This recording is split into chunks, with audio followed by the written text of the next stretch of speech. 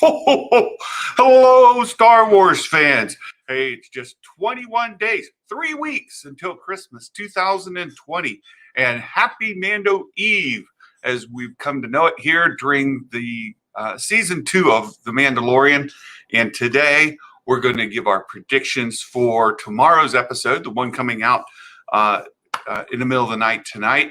And we have no leaks. There's no spoilers. There's no information out there to go off of. This is simply our predictions based on our thoughts and preferences. So we're Magic Maker joins us every Thursday to give his predictions as well.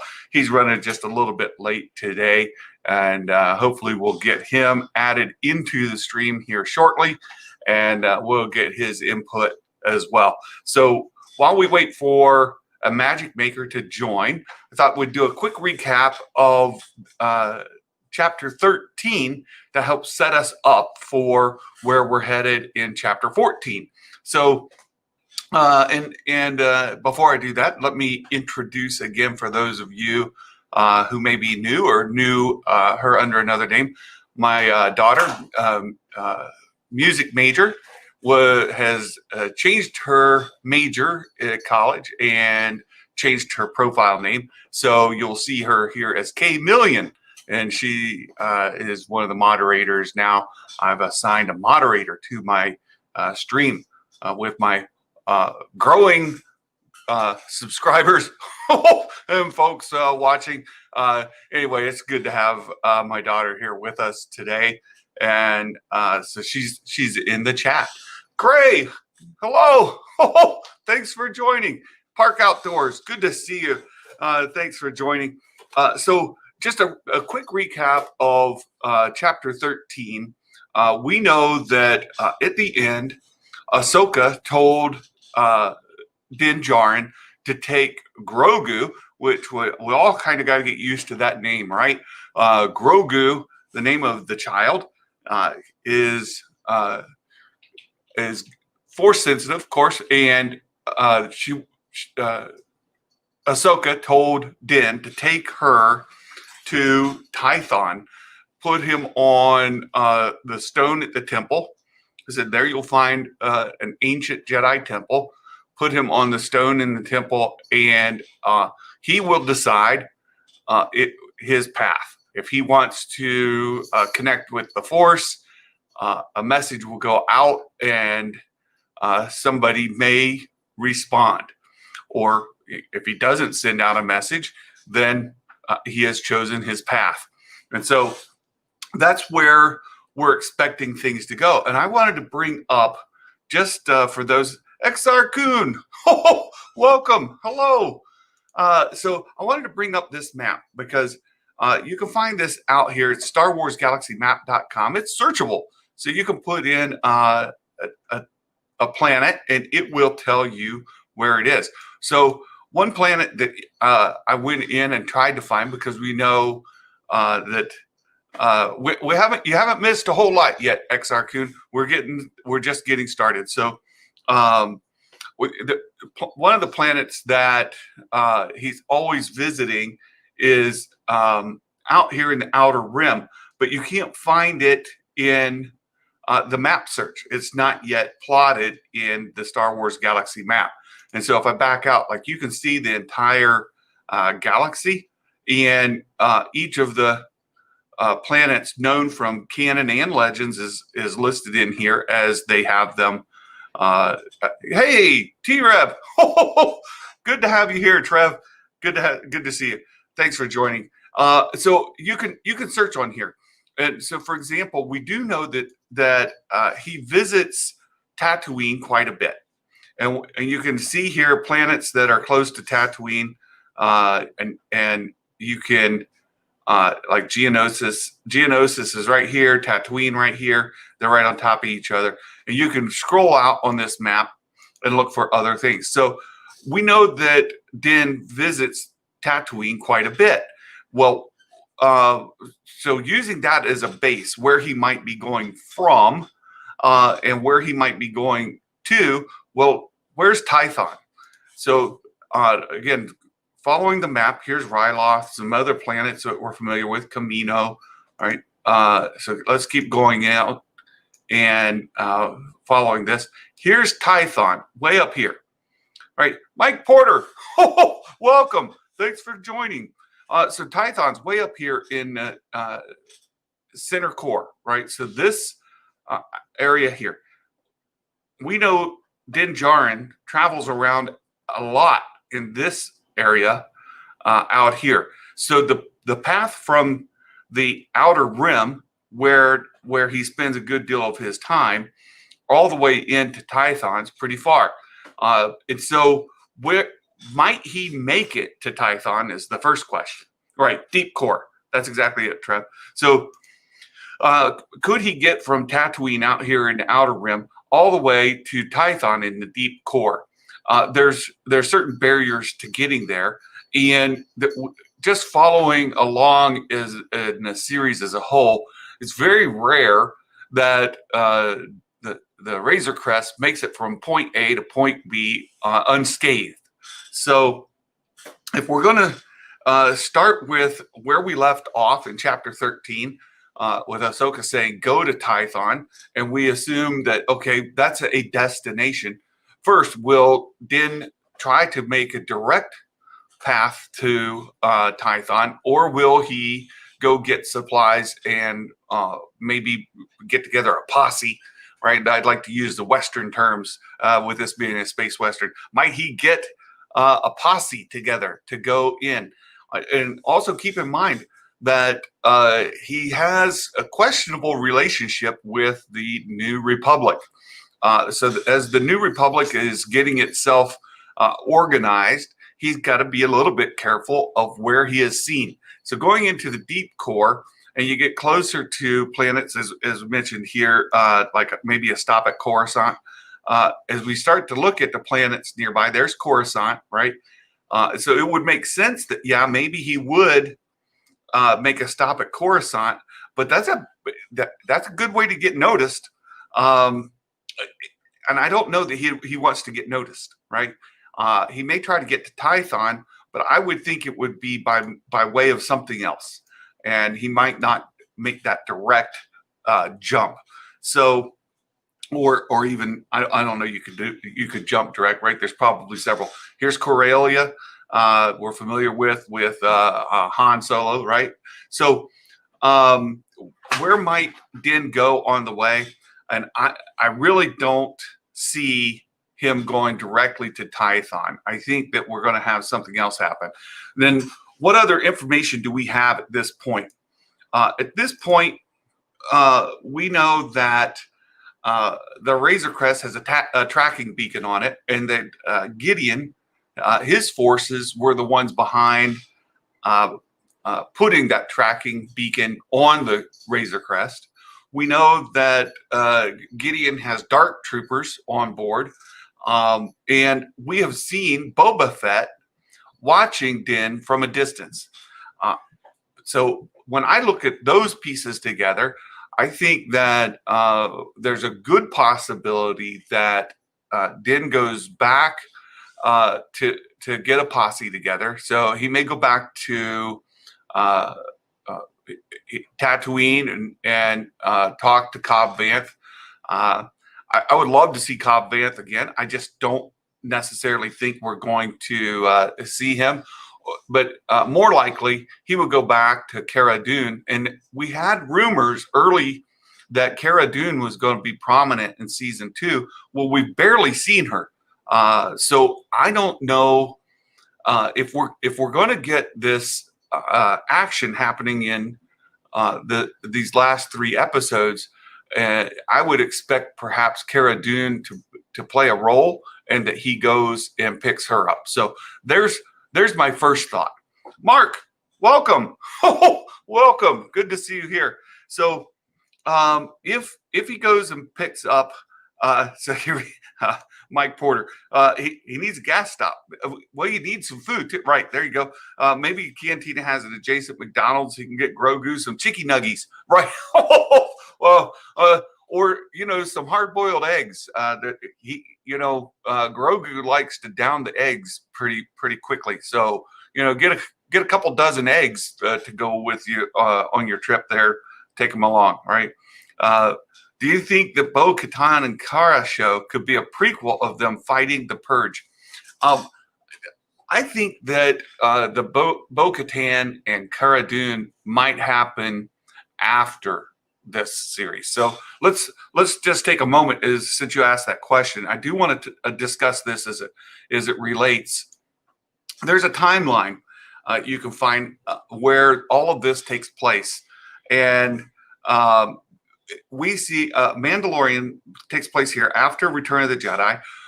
There's been some different information, 5 years, 6 years, in that kind of ballpark. I think 5 years is what my assumption has always been. So let's say it's 5 or 6 years. Right after Return of the Jedi, Mandalorian takes place. Well, we've seen Ahsoka show up. And where do we come in contact with Ahsoka? Well, way back here in the Clone Wars. And then we see her again in Star Wars Rebels.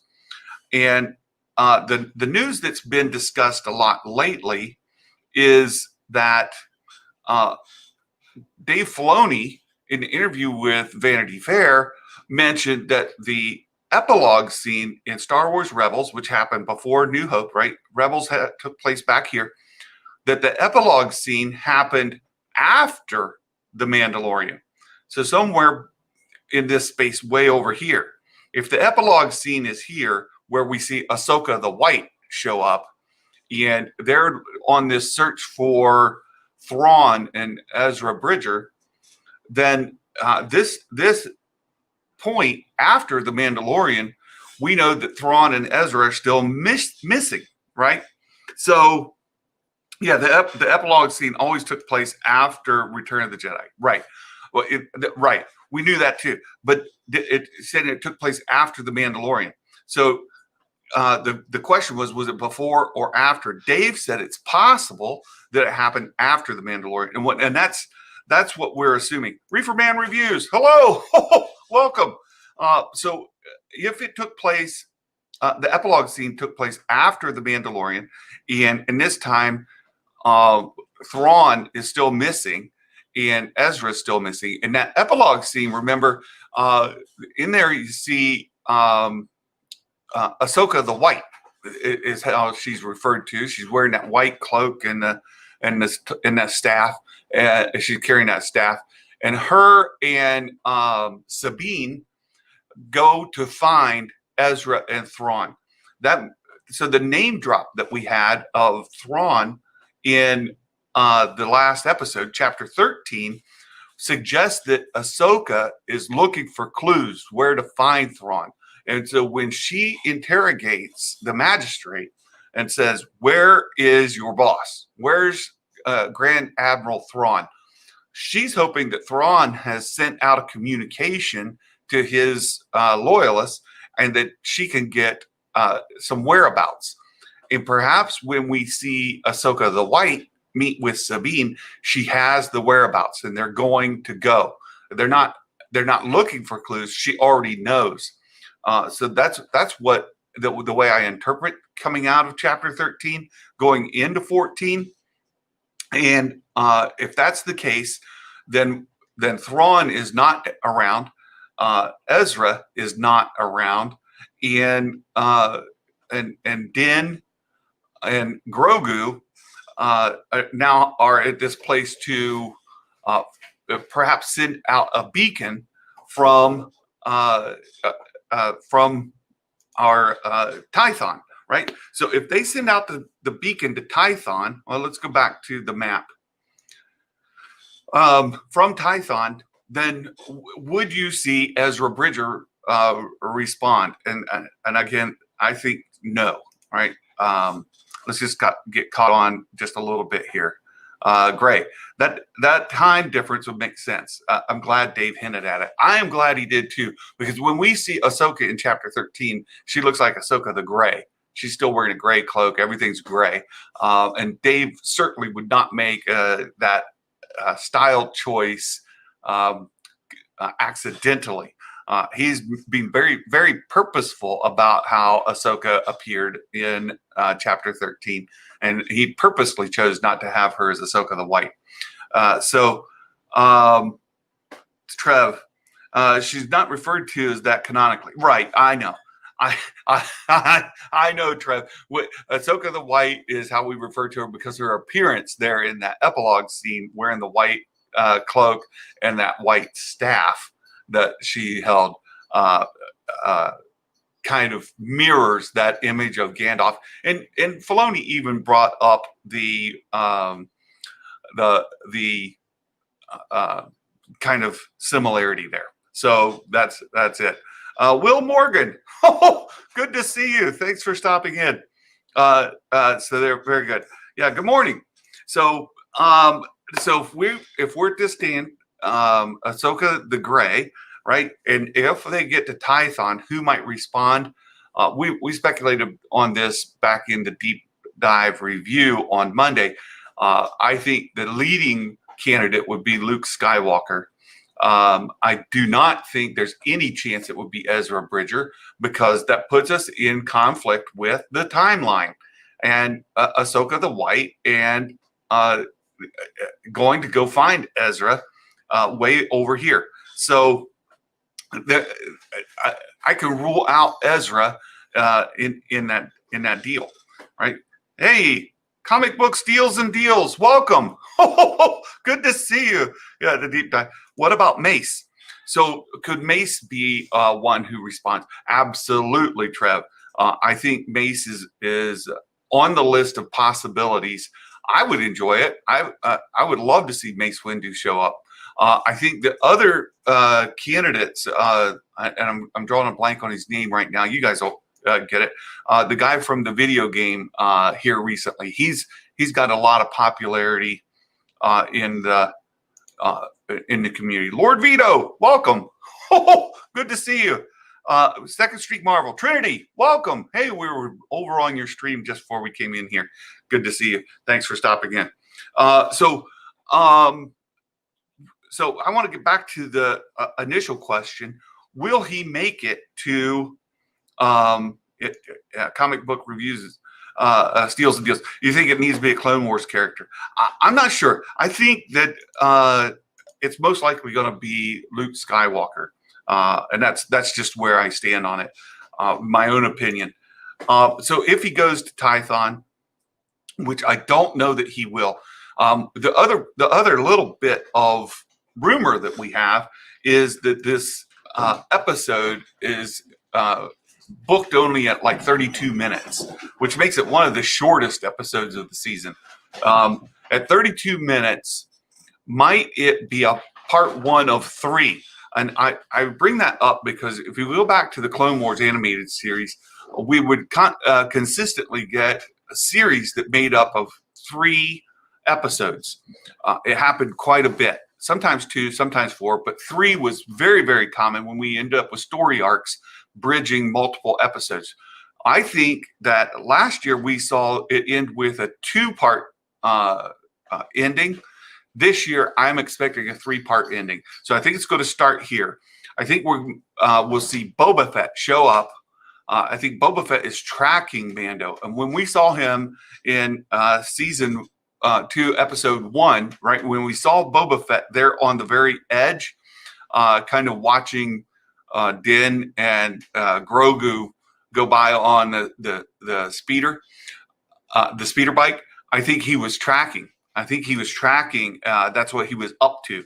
And I think at this point that Boba Fett is still tracking Din from a distance. And we may see Boba Fett show up here, and then the wheels are going to start coming loose. And this is where we're going to end up with this roller coaster ride that was predicted, or it's not predicted, it was kind of shared out there by some of the folks involved with the production. They said, brace yourself for these last 3 episodes. It's going to be a roller coaster ride. Very exciting. So people are really looking forward to where we might go here in these last 3 episodes. Let me get caught up again on comments. So Yeah, Echo TFA. What do you mean Echo TFA? You have to explain it to me, Mark. What you mean by that? Beginning of seasons and end seasons with big 2 or 3 parters, right? Reefer Man reviews. There you go, Cal Kestis. That's the one. I don't want to see Cal show up in The Mandalorian. I want to see what happens to him and his newfound family in the next video game. Yeah, I don't think it'll be Cal Kestis either. And I've seen a lot of people talk about that, and I just don't. Mark, Luke Cliffhanger did this. Oh, okay. There's your reference to TFA. I just had to go back a little bit further. Will there be a Luke Cliffhanger at the end of the season? So let me outline where I think we're going to go. I think we've got a 3-part finale coming up. Chapter 14, Din will end up going to gather his posse. We're going to learn that Boba Fett has been tracking him. We're going to see Boba Fett again in this episode. So I think chapter 14, we see Boba Fett. And I'm unclear whether Boba Fett is actually working for Moff Gideon using the tracking beacon that Moff had put on the Razor Crest, or if he's working for somebody who is opposed to Moff Gideon. That's unclear to me. And what role Boba Fett will have in reporting the Din Djarin's activities with Grogu and perhaps Moff Gideon as it involves here. My own personal opinion was that Boba Fett was working for Moff Gideon, but since I've had a couple of conversations with Imagic Maker, it's not sure that that's necessarily the way that's going to play out. XR Coon, Yaddle and Force Ghost Yoda will appear at the same time. They'll say, "Hey, son, what you been up to?" Ho, ho, ho. No, I don't think so. I don't think so. Leia is not tuned into the Force anymore. Right. So Leia did that training with Luke. We see that in a montage in Rise of Skywalker. And then she decided, no, I can't do this. Gave Luke her lightsaber and cut off from the Force. I don't know about cut off to the Force, but she's certainly not following that path, that journey. Let's see here. Say Boba is tracking Mando. Gideon is tracking Mando. Maybe Boba. Boba what? Mando? Maybe Boba hails Mando again. Oh, helps. Maybe Boba helps Mando against Gideon. Oh, Trev. There you go. Here you got helps. Helps. Typing is hard. That's good stuff. Lord Vito, great, but when did she stop training? And technically, she wasn't cut off. Right, she wasn't cut off. I think she was just not pursuing the Jedi path any longer. And it's unclear at this point.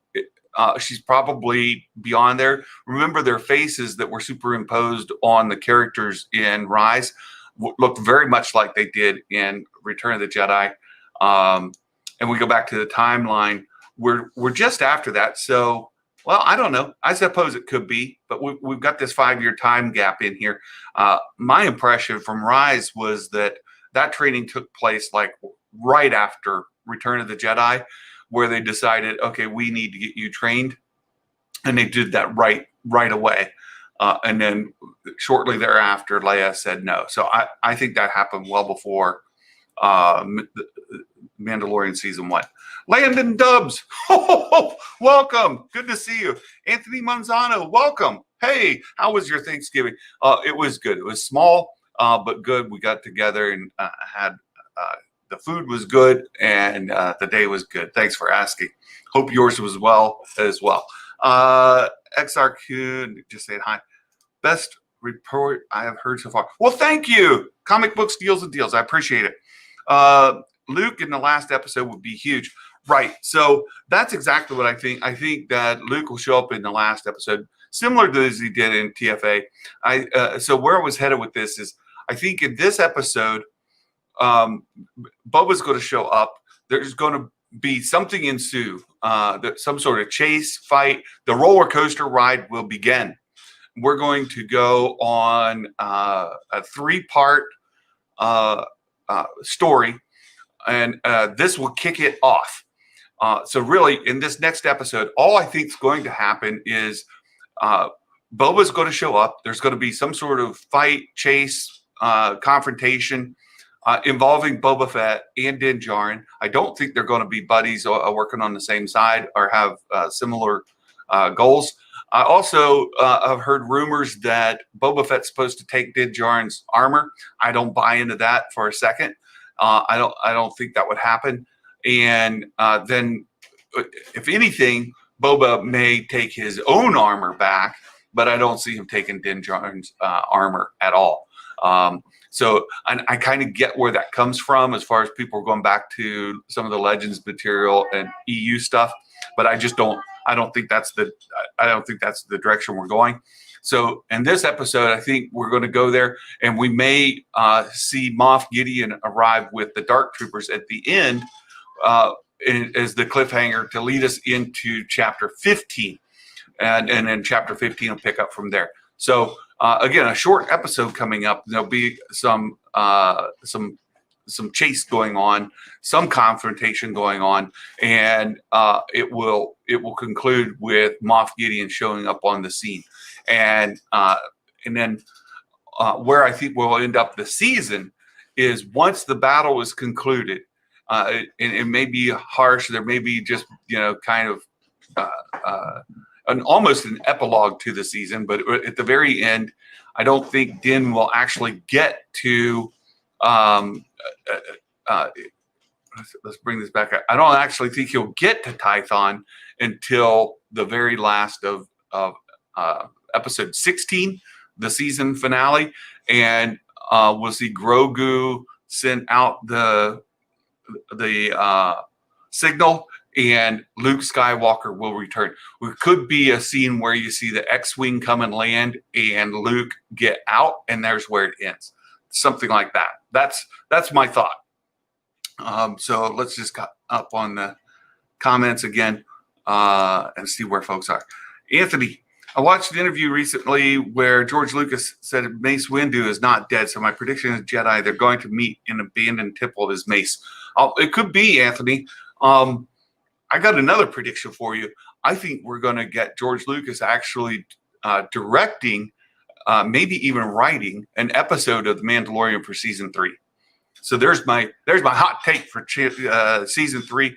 George Lucas, perhaps written but directed for sure, episode of The Mandalorian. Samuel Jackson adds nothing to the show. Well, he adds some fan fiction, some fan service there, right? Let me just touch base on fan service a little bit since that came up. There has been a lot of discussion about, has there been too much fan service with the introduction of Cobb Vanth, Boba Fett, Ahsoka Tano, name dropping Grand Admiral Thrawn, and then perhaps bringing in Luke Skywalker at the end. Is that just way too much fan service? And our normies or newcomers to the Star Wars franchise who have just picked up on The Mandalorian. This is for many folks, The Mandalorian is their real first introduction to Star Wars, believe it or not. This has been a little bit of a social construct, and people are coming to watch The Mandalorian because other people are watching The Mandalorian, and they wanted to learn what this Baby Yoda thing's about. They've seen it; it's hit retail everywhere, and so they're checking out Star Wars for the very first time with The Mandalorian, and they're learning this stuff. And all of these characters mean nothing to them. My opinion is that all of these characters have been introduced very well. So there's no need to know who Ahsoka Tano is or who Cobb Vanth is. It's sort of irrelevant as far as a newcomer to the franchise. Same with Grand Admiral Thrawn. That's a meaningless name for a lot of people. And there's nothing in the show that causes any confusion over that, because you're watching this Inquisitor and Ahsoka Tano says, hey, where's your boss? Where's Grand Admiral Thrawn? For somebody just coming along, they're like, oh, okay, she has a boss. his name is Thrawn. They have no idea what that means, and I think that's perfectly fine. I don't think it disengages them or loses them. I think that Dave Filoni and Jon Favreau have done an excellent job of name dropping in appropriate ways and giving us just enough information for a casual viewer to keep up with the story. Park, thinking about a battle at Tython gives me Mad Rebels Series 2 finale. Oh, it could be there. I tend to think it won't be there, though. I think the battle will take place somewhere else, perhaps when as Din goes to get his posse together. I think it may happen there, or it may happen. They're chasing Din, and he goes to get his posse together, and they're chasing him as they go about that. It could happen on Tatooine even. The whole fleet just jumping out of hyperspace into Tython's atmosphere would be insane. Oh, Park Outdoors, it certainly would be insane. I just don't think it would happen at Tython. Well, we'll see. Maybe we'll get some clues. Oh boy, the comments just jumped on me. I got to go way up. Mark, would be extra spicy if it turns out the New Republic or someone in the group connected to them put out the kill bounty on Grogu. If they had intel on Gideon's plans. Oh, Mark, I like the way you think. Right. I've said since last season that there are two parties looking for Grogu. Two parties have put out bounties for him. And IG-11 had a kill that order, and Din had to bring him in alive if possible, but dead will work if it comes to it. So they had very different orders. I don't think they were working on the same bounty. And so the question has been all along, who are these other people? Could it be the New Republic or somebody affiliated with them, somebody who's worried about Moff Gideon attaining too much power, who put out the bounty that said, hey, we need to cut this thing off? Kind of harsh for a New Republic, but I suppose it could be. That put Mando at odds with the New Republic going forward. It absolutely would. Or Thrawn and other Imperial faction were trying to thwart Gideon's agenda. Yeah, a Game of Thrones type power struggle. Let me take another side deal here. Moral ambiguity on all sides. So let's talk a little bit about Grand Admiral Thrawn. Many people are familiar with the enemy of the Chiss back from Legends, the original Thrawn trilogy, being the Yuuzhan Vong. And in the newer novels, the Yuuzhan Vong are not the enemy; it's the Grisk. And so when you read the new novels, the Grisk are the ones living out in the unknown regions, and they keep running into the Chiss ascendancy and kind of pushing in on their borders.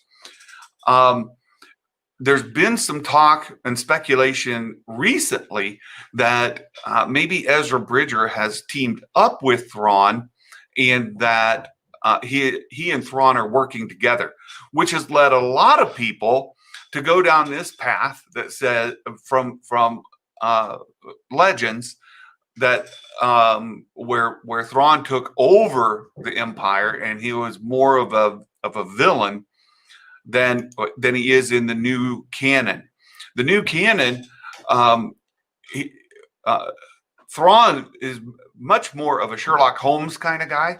He's very much kind of a neutral party as far as like the rebels and the Empire is concerned. And he's really looking out for the Chiss ascendancy and looking to get support and learn information from the Empire, versus being a true enemy of the rebels. I don't think Thrawn really had a divested interest in the rebels in that whole battle. And when he goes back to the unknown regions and then perhaps links back up with the ascendancy, it's just about protecting the ascendancy's territory against the Grisk, who are kind of doing invasions and pushing in on the sides of the Chiss Ascendancy's territory. So I don't think that that just because Ezra Bridger is maybe working with Thrawn, that makes for a dark side Ezra Bridger or a Sith Ezra Bridger. The Chiss Ascendancy by nature is not dark side or evil or bad. And the same thing with Thrawn. Thrawn is not by nature necessarily a bad guy or enemy. And so it could be that Ezra is helping because he sees the inherent good of helping the Chiss protect their people. Park outdoors. In-game type moment with dark troopers coming in, and you see X-wings streak in. Oh, I see you're still on there. It'd be exciting to see sort of what it could be very similar to Rise of Skywalker for that matter, right? With all these ships coming in. Yeah. Will Morgan. All right. I think this is the stuff they want us to speculate on. Exactly. But I feel like little details like the spear and the role to play in the future are being ignored. Well, so the spear is definitely going to play a role. And I think we're going to see Din use it in battle for sure. And it has some significance. Where my head is on the spear is it's going to come back into play with Bo-Katan. And I would not be surprised to see in season 3 Bo-Katan be much more part of the story. I simply don't have enough information. I've not seen enough information to support that she's going to be involved in any more episodes of season 2. Likewise with Ahsoka Tano. I don't think we're going to see her again in season 2. So the spear, while it will have a significant role, I don't think it's going to be in as significant in what we see here in season 2 as it will in season 3 when Din uses it. Gray, all the fan service in the story. Yeah, you think it's so great. I agree with you, Gray. We're often on the same page. Good to have you here. Thank you. XR Kuhn, Thrawn is doing his own thing, and all the spinoffs will lead to 2023 Taika. Yes. Oh, that's what I would love to see, XR Kuhn. Very good. The spear is worth a whole suit of armor. Well, it's pure Beskar. I don't know about a full suit of armor, but it certainly gets you a helmet and perhaps some forearm protection, maybe some shoulder pads. There's no way they're more Beskar in that than a suit. Right.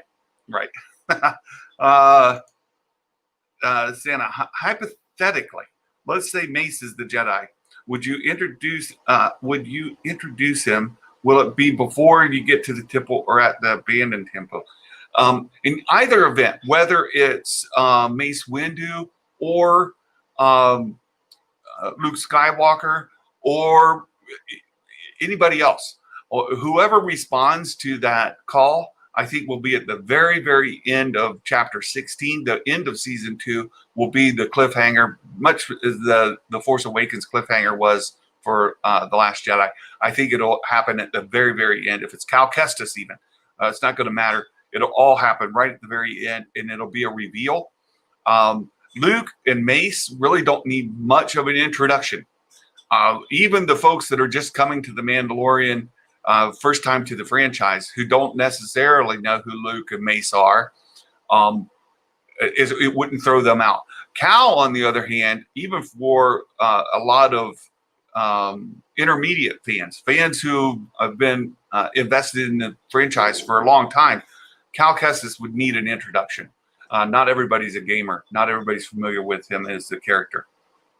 That was Malcor, right? Let me get caught. Whoop, it just jumped on me again. Oh my goodness, I am way behind. I've been taking lessons from Trinity. I better get caught up on the comments.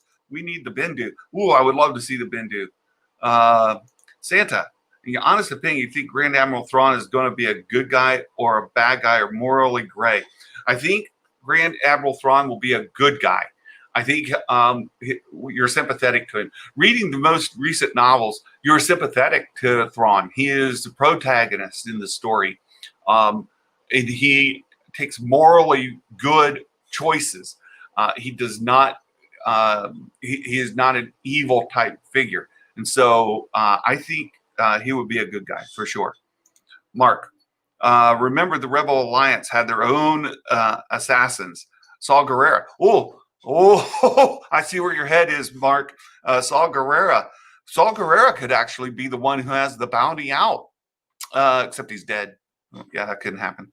Thrawn is power hungry, so a villain in my opinion. I don't know, Gray.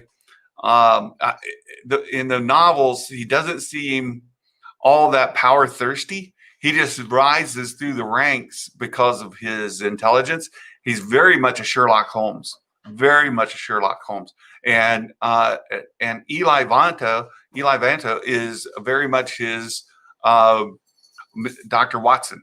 And I think he's a good guy.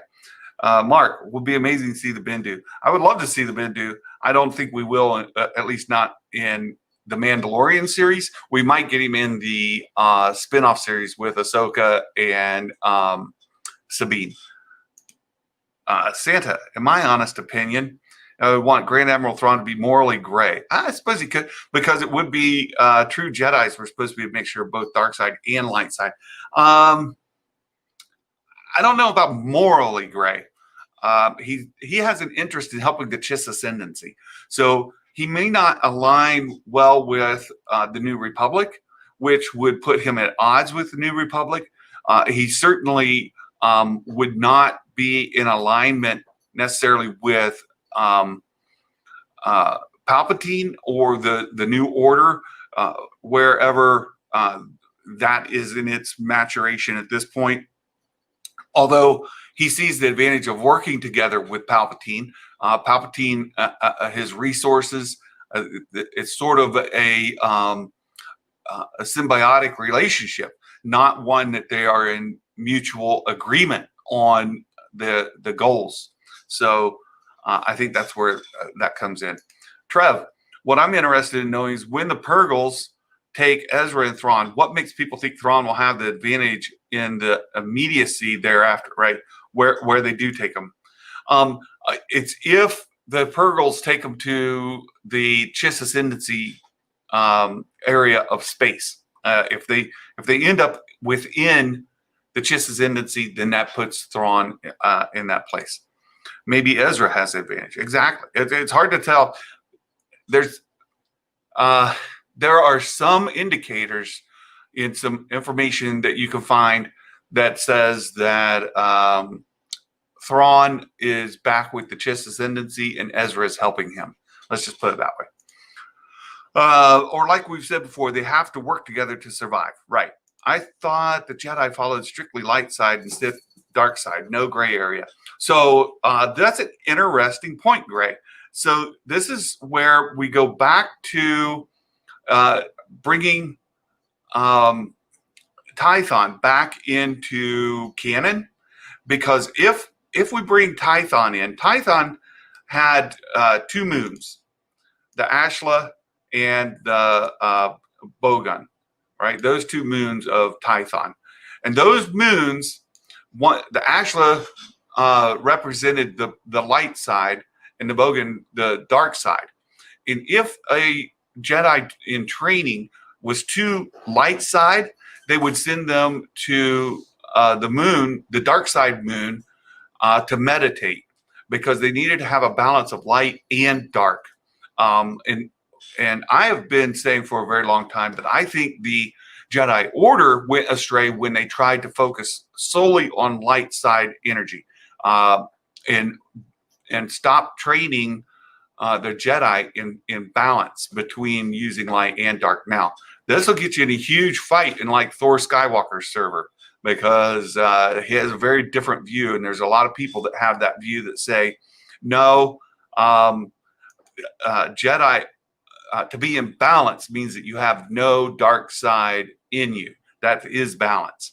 And so this idea of having dark and light, but I question that when we start to bring Tython back into canon, and if they bring these two moons in, that could change things. Yeah. Thrawn wants control. The spear is for the dark saber.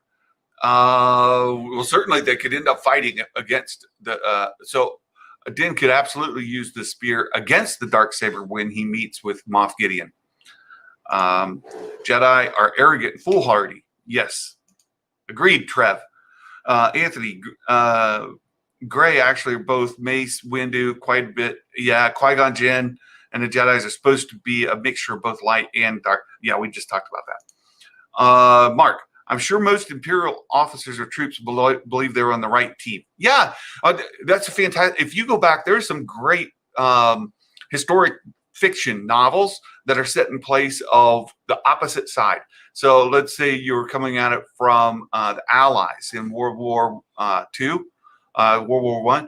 There are some great novels set in the perspective of, let's say, the Germans in World War I. And the people involved. The people fighting for Germany in World War I absolutely thought that they were on the right side, that they were fighting for right. And I go to World War I on purpose because we don't end up with the whole Nazi thing. But yeah, they believe they were on the right side. All drunk on Palp's Kool-Aid and propaganda. Yeah. It jumped again on me. Just a second. Great. I'm just throwing out that I think Thrawn is trying to lead the Empire, and it's not a good guy. It absolutely could be. Yeah, I think I still got to. Oh my goodness, I am way behind. Oh my goodness, Trinity, what have you done to me? I got to go faster. I'm all novel and comic canon savvy, and thought it was that was Legends. No, I don't think so. The new Thrawn novels are canon. XRQ, do you mean Mace Window? Oh, Mace Window. Mace was chucked out the window. Is that what you mean? Great. Mace regrets his pull sometimes to the dark side, preaches not to entertain the dark side. Right. Trev, Cal fits in better in Kenobi series of Crimson Dawn. I agree. Gray, Thrawn is a good guy. I do not agree. Okay, well, we don't have to agree on everything, Gray. We're still friends. We mostly agree on everything. Yeah, Saul's dead. I already said. On planet Tython, I hear right by the Seeing Stone, there's all-you-can-eat egg buffet. Oh, Mike Porter. No, there's an all-you-can-eat egg buffet definitely on why did I just lose the name? I'm terrible about that. Oh, and Coruscant. Coruscant definitely has an all-you-can-eat egg buffet for sure. Oh, that's good. You got to admit that seeing Cal would be a good marketing ploy. Yes, it would be, and to get people more interested in the game. Also, Saul shows up with Cal in Fallen Order. Does he? I see. Again, I'm not familiar with Fallen Order. Not actually Saw. Wrong for the timeline. Saw that. I want to know when the Chimera shoots into hyperspace with the Purgles, how they survive with no windows. Me too, Mark. When the Purgle grabbed that and those windows had all been busted out, and they jumped to hyperspace, so whoop, they're dead. That was my first shot. But then I suppose it works the same way as when a lot of the vessels have their docking bays open to space, but it's held in by the shields. I suspect it's something like that. Great. I'm just throwing out, I think Thrawn is trying to lead the Empire is not a good guy. Right. I already said that one. Dude, I wondered that as well. Yeah, me too. Anthony, Santa, the reason I'm saying Grand Admiral Thrawn is going to be great is because I remember somewhere that Qui-Gon Jinn and Mace Windu said that Jazz were Jedi. You must be doing voice text, and your text is getting mixed up. Said that Jedi were supposed to be gray, not good or bad. Right. And again, it goes back to that planet. What's going on? Afternoon, elves. I'm bad at greeting. I do not know the Ashla Bogus story, but it isn't canon yet. That's exactly right. It's not canon yet. Light and dark is balance. Certified Gumbo. Hello. Welcome. Jumped on me again. Oh, here we go. Magic Maker, you're here. Yes, I am. I just saw you. Sorry, I'm so late. That's getting caught up on comments here, and I am way behind.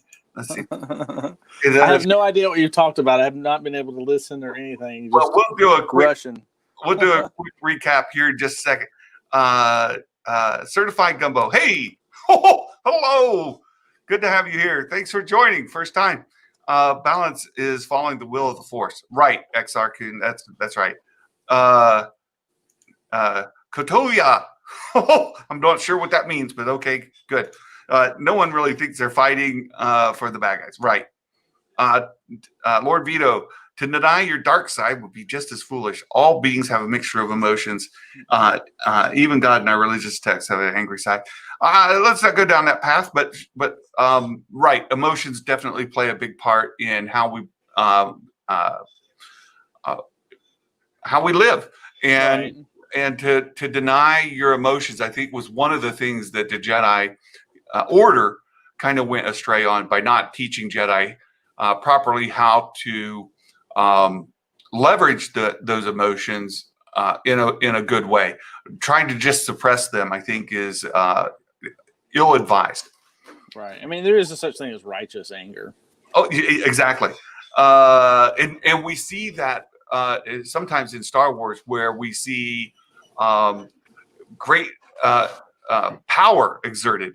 We see it with Luke, we see it with Rey, we see it with lots of characters throughout. Where I go back to Sabine Wren when she first was learning to use the Darksaber, and she got angry and she started using it, and she just all of a sudden started wailing. Right.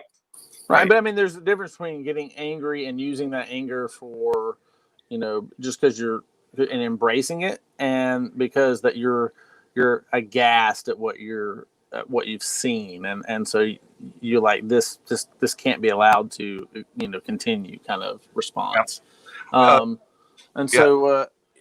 But yeah, I mean, that said, I mean, even in the Clone Wars, they address that. Obi-Wan does address Anakin and said, "Hey, it's normal to have these feelings. It's not that that we don't have them. All Jedi have them. It's what we do with them that matters." Yep. Thanks for the compliment there, Mark. I appreciate it. I'm trying to catch up. Certified Gumbo, the Jedi believed that following the Ashla brought Force into balance. The Jedi believed that balancing the Ashla. Okay. Good point on these spellings, Certified Gumbo. And the thing that we don't have in canon yet is this Jedi that you of using the balancing the Ashla and the Bogan. Right. That's exactly right. It just jumped again. It's going to be brought closer to canon if they was going to Tython, because Tython is part of that whole Jedi. Yeah, exactly. I mean, we're where they're going to go with it. Dave going to double down on the pop. I don't know. Spacesuit on didn't need Trev. Not sure if there was an atmosphere. Okay, so you guys are talking still about that. Santa, do you think all the Star Wars series include Mandalorian instead of the next trilogy of movies? Anthony, I think they may just put the trilogy movies on pause for some time. They're establishing a new sort of delivery method through the series, and they're finding out that it's doing these serial type shows is allowing them to build up characters more. Eventually, I do think it will lead into some movies, but that's going to take some time. And I don't know that we'll ever go back into a true trilogy kind of format. We might see a couple of movies where you get a follow-up, like we did with Marvel and Endgame, kind of set up. But I don't know that we'll get a true trilogy like we did before. Yeah, I won't be surprised if they move us toward an Heir to the Empire trilogy. Actually, I mean, I wouldn't be surprised by that. Well, at least you're me to scapegoat for something when Josh screws up. Oh, Trev, yeah, yeah, that was great. Vito, Trev, it's true. He just loves you.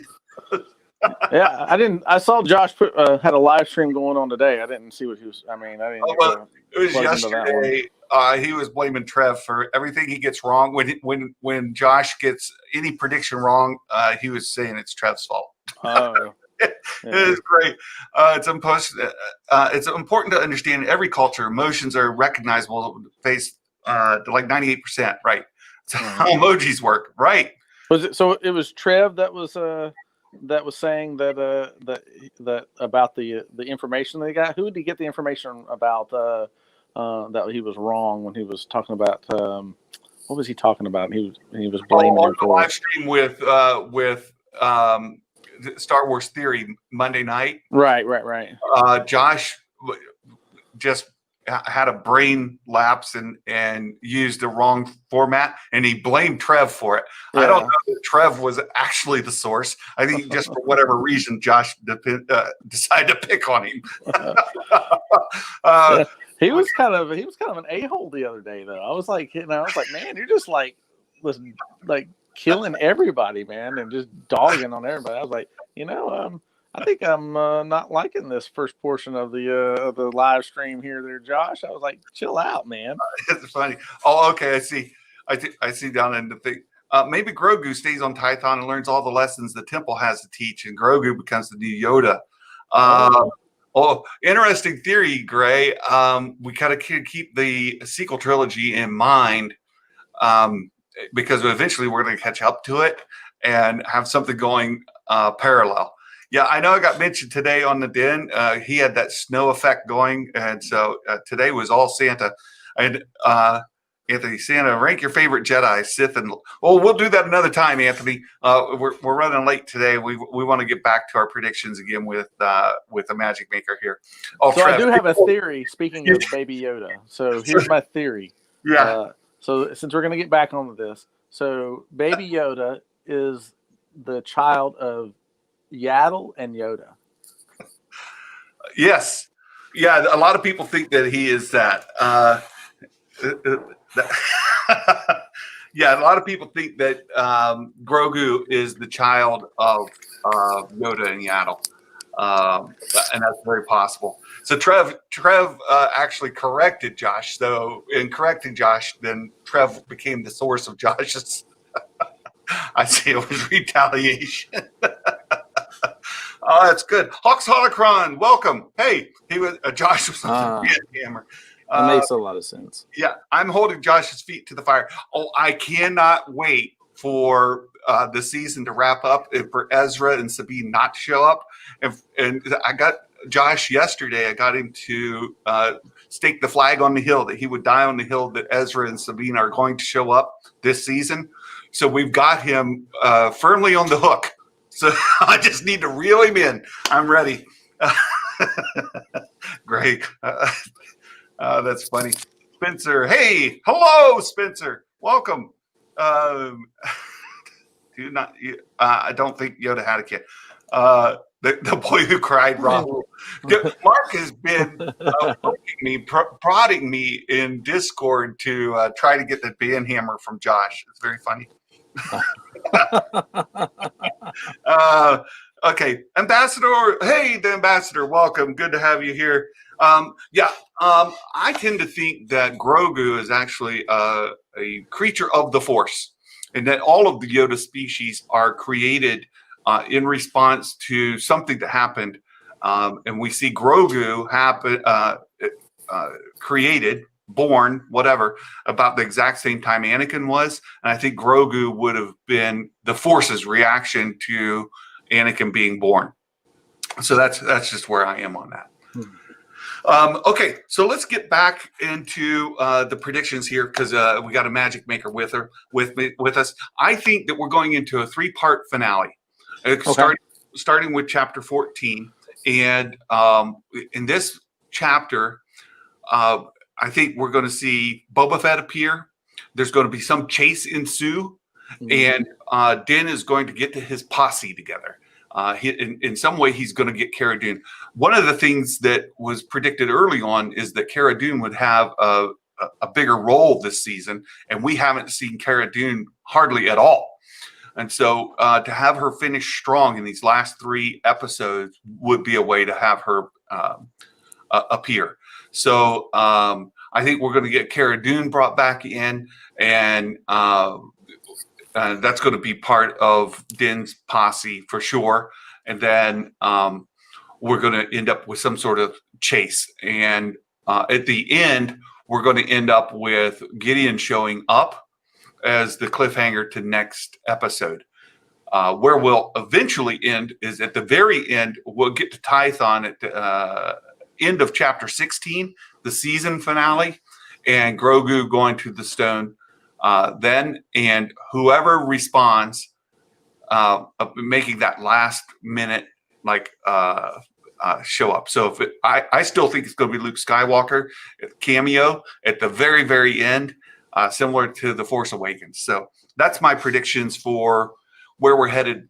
In the immediate episode is going to be Boba Fett and Din going to go get Cara Dune. So I think that what we've seen so far is a couple of things. So in the Heiress, we had the closing off of Act 1 of the season, which was the point of no return, where he learned something new about his situation that pushed him on to the next place, and so that was a necessary part of his development in the season, and that leads us into Act 2, which where you progress to the false climax, which usually happens somewhere in the middle to the second, slightly into the second part of second half of Act 2. And that was us finding the Jedi and then not achieving his goal of being able to hand Grogu off to her. So that was the false climax of our series. And then now we go to the end of Act 2, which is the darkest night. And so what would be the darkest night for our main character, the Mandalorian, Din Djarin, and that would be losing Baby Yoda, Grogu. And so this episode is going to be that darkest night, which leads us into the next, which leads us into Act 3, and the last two parts will be leading us to the climax and then the resolution of season 2, and so it makes sense that the resolution would be them finally making it to Tython, and him achieving his goal of finding a Jedi that will train Grogu. And so I'm in agreement with you there that it's probably Luke. I'm not saying it will definitely be, but it'd be interesting if it's not. I mean, that would be a change. It's actually one of the questions I asked. How come Ahsoka didn't even mention Luke and the fact of when she was telling him where to go, when she said go to Tython? Yeah, that's a really good point. I thought that was a good question. We see Ahsoka is focused on getting Ezra, I think, is the answer to that. So right now she has one goal in mind, is to get information about where Ezra is to go get him. No, I'm absolutely, but she's not blind to what's been going on in the universe. I mean, she has to be fully aware of Luke Skywalker and the defeat of Darth Vader and the Emperor. There's no way she's not. So there's no way she hasn't heard about Luke Skywalker. Yeah, this does raise an interesting question when we go back to the timeline, because Ezra disappeared back at the end of the Rebels regular season. And then we end up with the original trilogy. And now Ahsoka is still searching. So where has she been during this whole time? Right. Yeah, supposedly our battle in Lothal occurs at the same time as the Battle of Yavin. So those are simultaneous. Okay. But you still have some time pass here where we had a very major event going on and no word, sight, nothing of Ahsoka. Right. And the question was asked, Trev brought it up. It's still not canon that Ahsoka met Luke, right? Yeah, we don't have the canon details. There is a reference in one of the reference books that Luke is aware of who Ahsoka is, but we don't have anything about them meeting. And Ambassador, I am in full agreement with you. Your comment there, 100% on board with you there. Let's see. Yeah, I'm not saying that I think that Ahsoka's necessarily met Luke, but there's no. I mean, I believe that Din hasn't heard about Luke Skywalker. He didn't even hear about the Jedi.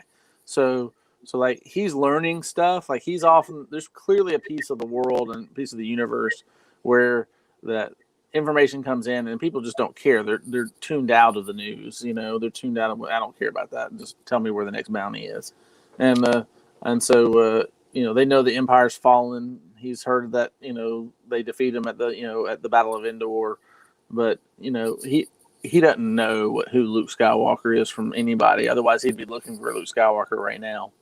And so it's clear that he doesn't have any clue about the Jedi or the Emperor or Darth Vader or Luke Skywalker. But Ahsoka would, because if she knows Anakin is Darth Vader, which she clearly did, and that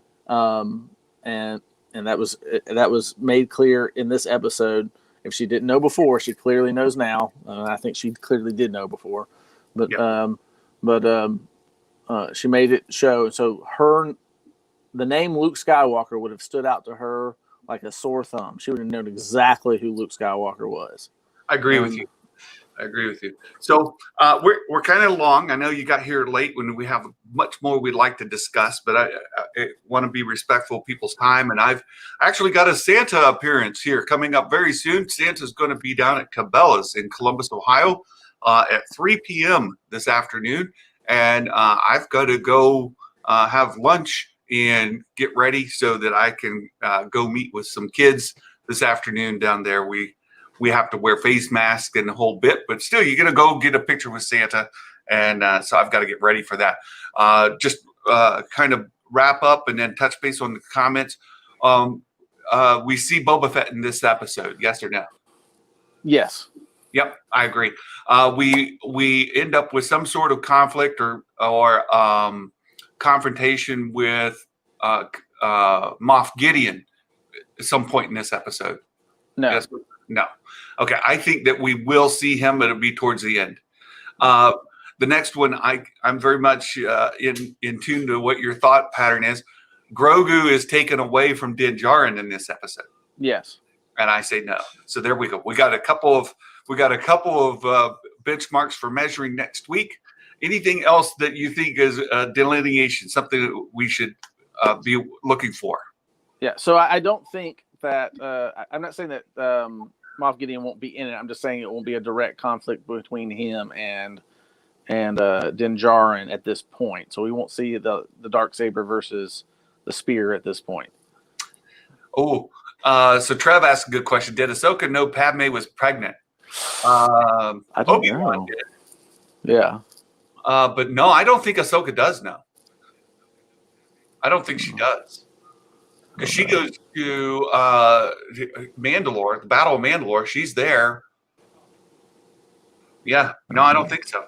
Yeah, I don't think she knows either. Vader hunts down all the records. Jocasta knew. I think Jocasta knew took Grogu. Yeah. Oh, faces off with a saber rifle. Yeah, we'll find out. I mean, yeah. I don't think so. I think it was another one. I think we'll find out. Yeah. Dark Winter, welcome. Good to see you. Oh, welcome. Oh, hey. Closing sequence was set after Return of the Jedi. The one where Ahsoka picks up Sabine. Right. That's actually, we talked about that earlier. It's actually, I believe, after The Mandalorian. At this point, I think Ahsoka is Ahsoka the Gray when we saw her in chapter 13. And she's not yet Ahsoka the White that we see in that epilogue scene. So, yeah. Lord Vito, you're out. Good. Trev, I said they don't make it to Tython. Grogu is taken. Oh, okay. So Trev's got his in there. Oh, that's the other one. Do they make it to Tython in this episode? No. No, I agree. They don't make it to Tython. I think we're all in agreement there. So this was a lot of fun. I absolutely love getting together. Sorry we weren't able to get in sync for the start of the show. Would have been fun. I'm sorry. I had that business got delayed and then I had to take it. So these things happen. Real life gets in the way of fun life. If you're in the Columbus, Ohio area and you have an opportunity, I'll be at Cabela's from 3 to 8 p.m. Today, and then I'll be there again Saturday from 10 a.m. to 2 p.m. And we start doing virtual visits with JingleRing. Starting tomorrow, I will be doing visits with families tomorrow afternoon, and into from there, we start picking up the pace quite a bit. So you all, thanks for stopping by. It's great to have you all here with us today. as it always is. And I can't wait for tonight. We got to see what happens in chapter 14, and we'll do a brief spoiler-free review tomorrow. Until then, you all take care. Have a fantastic day, and Merry Christmas. Bye-bye, everybody. Merry Christmas.